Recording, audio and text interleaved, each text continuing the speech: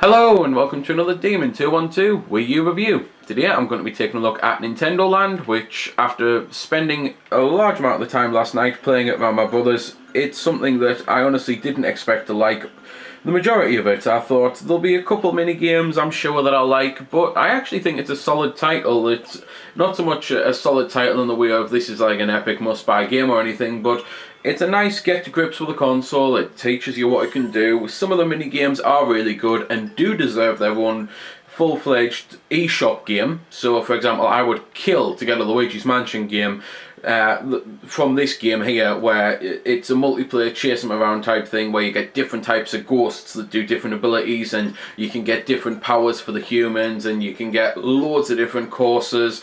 It's just one of those things that some of them do deserve their own game, some of them don't deserve their own game. This one, it's a pretty decent little title. It's a Donkey Kong game. The whole point is you tilt to move, and I've never had a problem with motion controls in mini games. It's just in main games, and in this it works well. It's designed what motion controls were designed for. Little stupid pieces of fun that don't implement anything on the real game. And that'll be an unpopular opinion, I know, but I don't really care, because that is my own opinion with motion controls. The whole point is, though, you move the pad around to tilt, and then you get to sections like this, and you have to hold down a button, and then you hold down a button, and etc. There's then this bit where you have to blow or just speak very loudly into the microphone, and it's just one of those things. It's a nice little get-to-grips with what your gamepad can do, and, well, that's about pretty much all I can say, really. So, with that death, I'll go on to the next game. There are 12 overall. There are going to be a lot of cuts, and I will try to show everything off, but as I mentioned in an earlier vid, this game is prolific with the system freezing up. So I'm not making any promises. I'm just saying that right now, that you should hopefully get all 12 games. So here we go. So this is the Game & Watch game, as you might have noticed, and this is actually Octopus Dance. And this is the first game I've put on of these that I can mention you get a different viewpoint looking at the gamepad, because the TV is showing you from the front and the gamepad's actually showing you from the back, and the whole point is you have to copy the guy and mimic them. And I've never really liked rhythm games like this. It's just one of those things that there'll be some people who like it. I personally don't, so let's move on to the next one.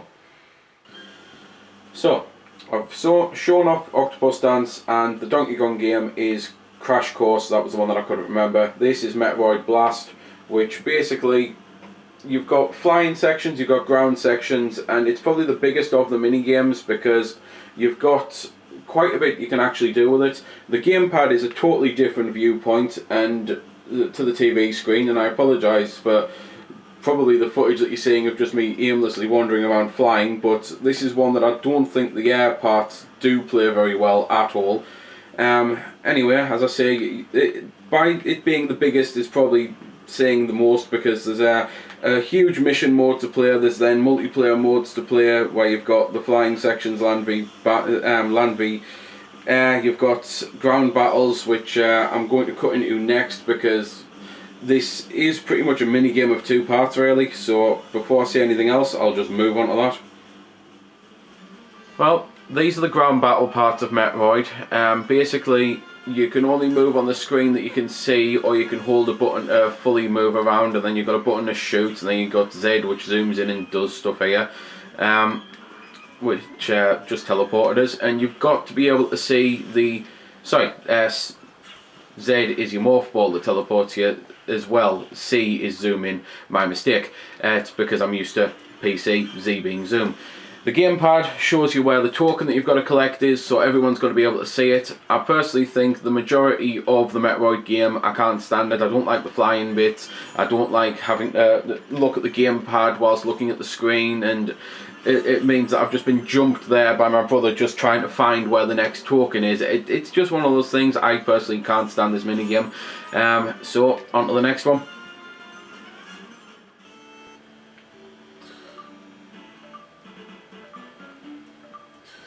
So this is Mario Chase, and I'm currently on the gamepad having to run away, and Toad has to catch me. So obviously he can't see what I'm doing, but I've got a full map of the maze. I can see everyone on it who would be playing, but Yoshi's are replacing the other players now. And well, they look like Yoshi's on this little screen, and the whole point is he has to catch me. That's pretty much that. It's a fun little game. It's up there with Luigi's Mansion in the fun multiplayer ones, because it is relatively the same thing, where the person hiding is in a different role really, because they can't see the ghost and the ghost has to chase, whereas they can't see Mario and they have to chase Mario. So it's just like almost like an exact opposite of Luigi's Mansion. It's a fun game, I like it. So, on to the next one. So, this is Takamaru's Ninja Castle, and basically you hold the gamepad on its side and then you tilt to aim and you flick with a stylus to throw ninja stars. It's decent, but it would work better if they had an attachment to put a Wii remote in the gamepad, because I must admit tilting to move the cursor is a hell of a lot better. Sorry, is a hell of a lot worse than actually using the Wii remote's pointer. But it's just like an old school light gun game. You even have to tilt up to reload, which obviously on light gun games you'd have to shoot away from the screen. It's fun. It's nothing overly special, but I enjoy it. But then again, I do like light gun games. So this is Luigi's Mansion. As I say, it's a bit like the Mario game where, well, he has to capture me, except I have to capture him. So I can see everything on the gamepad, he can't see me. However, his pad vibrates when I get close. I can then do a dash attack, and Manita is in the place of the other human characters that can play the game, much like Yoshi was on the Mario game. And he's got a torch, and he can sidestep, and he can get batteries to give him more battery power. And it's just one of those things that we had a lot of fun playing this last night, and this should be its own full-fledged eShop game with a load of different things about it. As you can see there, lightning lit up the TV screen, so all of a sudden I was visible, so he could chase after me with his torch. It's huge amounts of fun, but it's short-lived at the same time because there's so little to do. I would kill to see this game released properly, I really would. So this is Captain Falcon's Twister Race. This is actually a game I'm amazed exists. I thought Nintendo had forgotten all about F-Zero, I really had. But the whole point is you hold the gamepad upright, so almost as if you were reading a book, I suppose, although even then you'd have a book slanted. And you tilt it left and right vertically, so like, I'll try and show, like that, in order to basically drive around the course. You get a different viewpoint on the TV, you get a much better viewpoint on the TV. It's just a weird map, I suppose, on the actual gamepad. Gameplay wise, it's meh. It's honestly, it's the type of thing that almost as if they've designed this to make people not want an F-Zero, if I'm honest. Like corporate warfare or something, so they'll say, right, we'll make this place so weird that they'll never ask us for one again. Well, it hasn't worked, Nintendo. Give me my F-Zero. You can innovate by putting online on. You've never done that before, and then you can make it a regular F-Zero game. I think a lot of people would agree with that. So this is Animal Crossing Sweet Deer, and this is another one a bit like Mario and Zelda. I'm on the gamepad, and I've got two characters to control using the two analogues. It sounds odd, and at first it probably will be, but once you get used to it, I actually think it's a great way to play the game, because you can actually perform pincer movements with yourself. I did manage to set one up on what I thought was going to be the review, and then I realised I hadn't hit record. Either way though, it's my job to catch the elephant 3 times, and it's the elephant's job to get 15 sweets into the bowl. It's a very fun game. It's something that I had a lot of fun with because I didn't expect to, but I think it's great. And as I say, just like Mario and Luigi, it's just a fantastic little fun multiplayer game really. So let's move on to the next one. This game is Balloon Trip Breeze, and as far as I'm concerned, it's the best minigame on the entire setup. I've always loved Balloon Trip. It's been one of my favourite little arcadey high score games for a while now, and Balloon Trip Breeze does it even better on here. It's the type of thing that this also should come out as a download. You use the stylus, which a 3DS has, to move your character basically. You control the wind, kind of a bit like a Lost Winds or something, but with a stylus. And the view you get on the gamepad is very up close and personal, to the point that if you just use the gamepad, you'll not see things coming.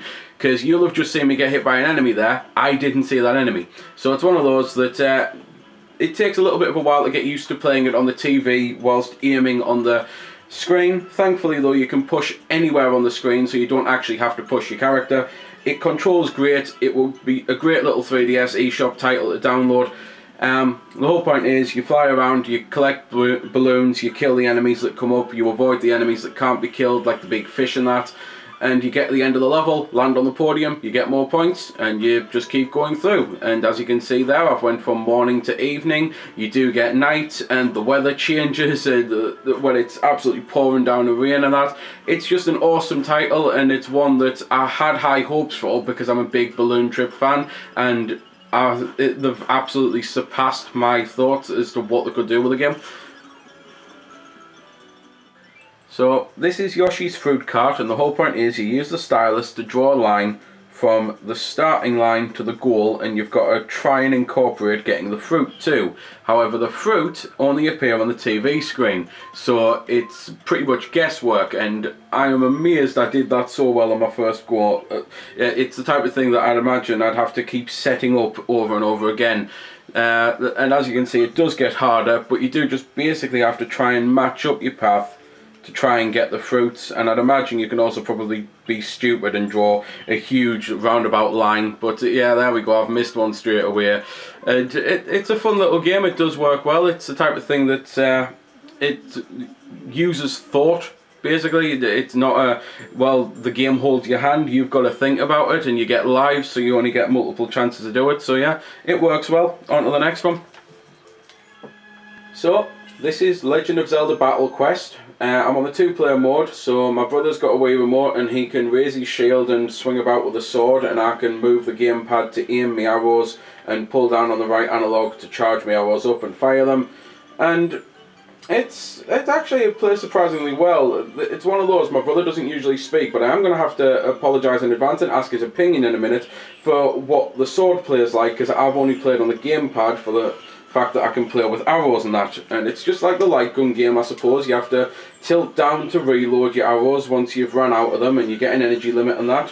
So brother, your thoughts on the oh, he's sticking his thumb up. He really doesn't like being on camera, but he's saying it plays well, so that's good then.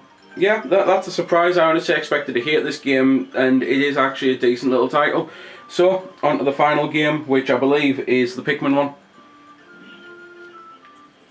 Right, final game, Pikmin Adventure, but unfortunately I'm not done there.